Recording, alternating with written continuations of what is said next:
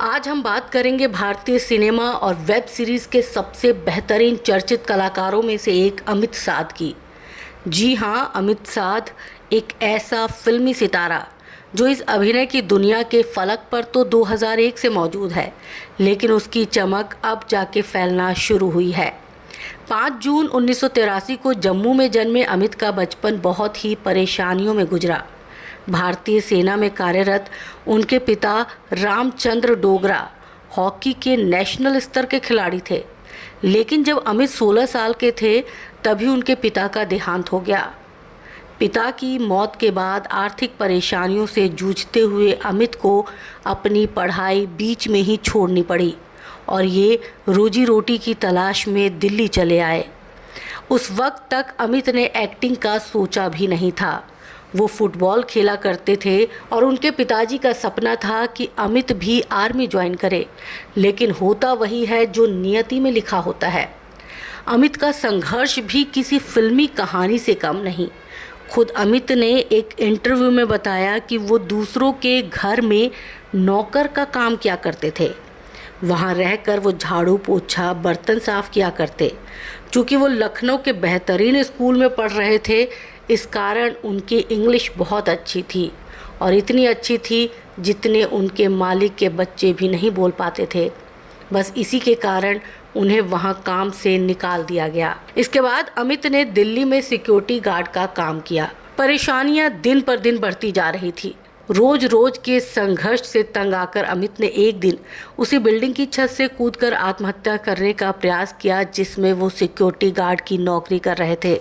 ऊपर वाले का शुक्र था कि उनके एक दोस्त ने ऐन मौके पर आकर उनको बचा लिया। संघर्ष के दिनों में अमित फुटपाथ पर सोए तो कभी सेल्समैन का काम भी किया। एक और जहां इस संघर्ष ने अमित को मजबूत बनाना शुरू किया तो वहीं उनमें आक्रोश के बीज बोना भी शुरू कर दिया। इसके बाद अमित एक्टिंग और मॉडलिंग में करियर बनाने मुंबई आ गए और यहाँ फिल्म इंडस्ट्री में अपने संघर्ष की शुरुआत की। अमित मुंबई तो आ गए, लेकिन ना तो इन्हें एक्टिंग आती थी और ना ही इन्होंने ज़्यादा फिल्में देखी थी। फिर भी वो इस समर में कूद चुके थे। शुरुआती रिजेक्शन के बाद अमित को अपना पहला ब्रेक टीवी धारावाहिक क्यों होता है प्यार में मिला, जो उस समय काफ़ी पसंद भी किया गया। लेकिन अमित को उनकी खराब एक्टिंग के चलते 3 एपिसोड के बाद ही निकाल दिया गया। इसके बाद अमित को दुर्गेश नंदिनी, कोहिनूर और मिस इंडिया जैसे सीरियल में भी काम मिला, लेकिन अपनी कमज़ोर एक्टिंग और गुस्सैल स्वभाव के कारण उन्हें उन कामों से भी हाथ धोना पड़ गया। एक समय ऐसा भी आया जब अमित की एक्टिंग टीवी के लिए निखर कर अच्छी हो चुकी थी, तब भी उनके बेबाक स्वभाव के कारण टीवी इंडस्ट्री ने उन्हें काम नहीं दिया। बेबाक स्वभाव और गलत को स्वीकार न करने की आदत के कारण टीवी इंडस्ट्री ने उन्हें बैन कर दिया था। इन सब के चलते अमित ने फिल्मों की तरफ रुख करने का विचार किया, लेकिन फिल्मों में भी उन्हें कोई पूछने वाला नहीं था।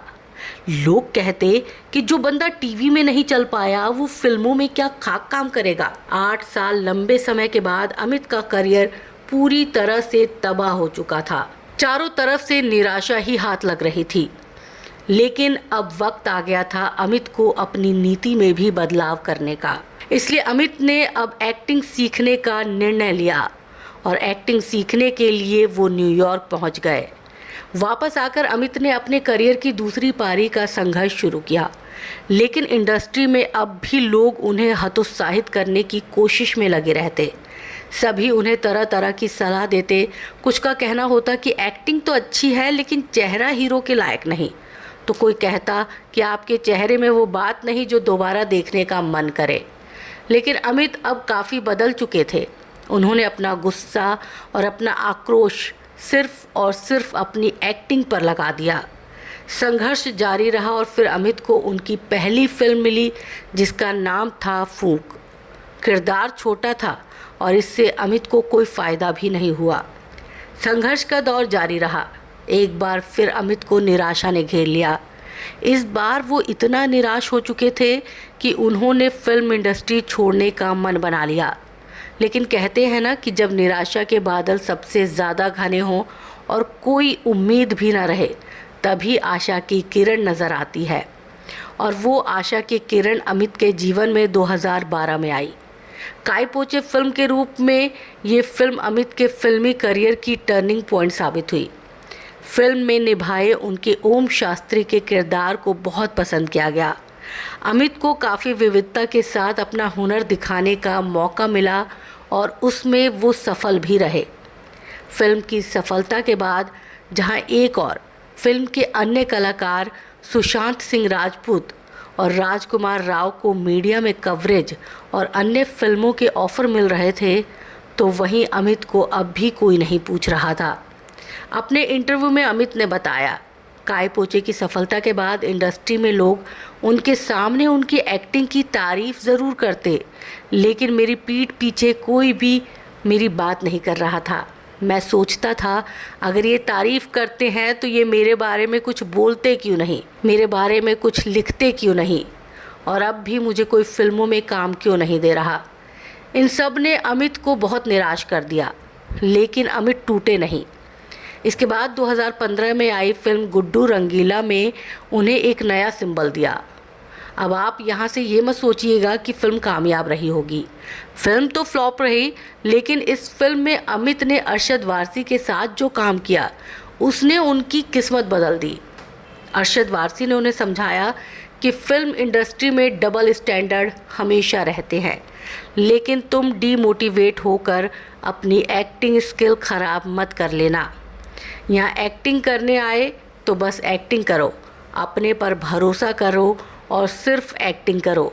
अमित ने अरशद वारसी की बात गांठ बांधी और अब वो किसी रोल के लिए नहीं, सिर्फ और सिर्फ एक्टिंग पर ध्यान देने लगे। फिल्म ना मिलने की चिंता बंद कर दी और जो भी किरदार मिलता गया उसे पूरी शिद्दत से निभाते गए। अमित का यही सकारात्मक रवैया उनके काम आया। उनकी ज़िंदगी का सबसे बड़ा टर्निंग पॉइंट तब आया जब उन्हें साल 2016 में आई फिल्म सलमान खान की सुल्तान में एक अहम किरदार मिला। 2018 में अमेज़न प्राइम पर आई वेब सीरीज़ ब्रीथ में उनके निभाए किरदार इंस्पेक्टर कबीर सावंत ने उन्हें रातों रात स्टार बना दिया। इसी साल अमित अक्षय कुमार के साथ फिल्म गोल्ड में रघुवीर प्रताप सिंह की अहम किरदार में नजर आए, जो उनके ब्रीथ में निभाए किरदार से बिल्कुल अलग था। ये तमाम किरदार अमित के अभिनय क्षमता का दूसरा पहलू दिखा रहे थे। गोल्ड के बाद अमित ऋतिक रोशन की फिल्म सुपर 30 में भी छोटे से किरदार में नजर आए और इसके बाद इनका ये सफ़र लगातार जारी है।